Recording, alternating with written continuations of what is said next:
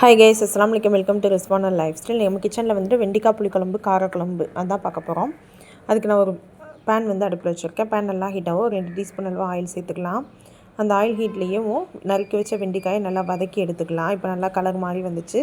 இதை ஒரு தட்டில் சேர்த்துட்டு அதே பேனில் வந்துட்டு கொஞ்சமாக எண்ணெய் ஊற்றி ஒரு 10 போல் சின்ன வெங்காயம், ஒரு பல் பூண்டு, அது கூடவே வந்துட்டு 2 தக்காளியும் சேர்த்துக்கலாம்.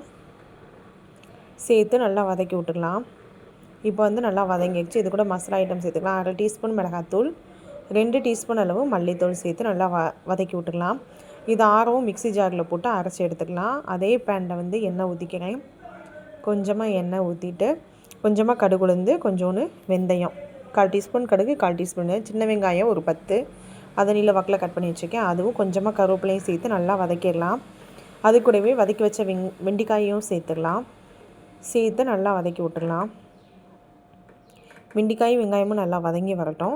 இந்த ஸ்டேஜில் நம்ம அரைச்சி வச்சுருக்க மசாலாவை வந்து இதில் ஊற்றிடலாம்.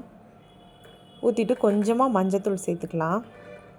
இப்போ வந்து அந்த வெண்டிக்காவோட அந்த மசாலா எல்லாமே மிக்ஸ் ஆகிற மாதிரி நல்லா வதக்கி விட்டுடலாம்.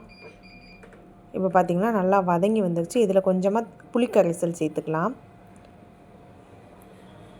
புளிக்கரைசல் சேர்த்து நல்லா கிளறி விட்டுக்கலாம். தேவையான அளவு தண்ணியும் சேர்த்துக்கலாம், குழம்புக்கு தேவையான அளவு.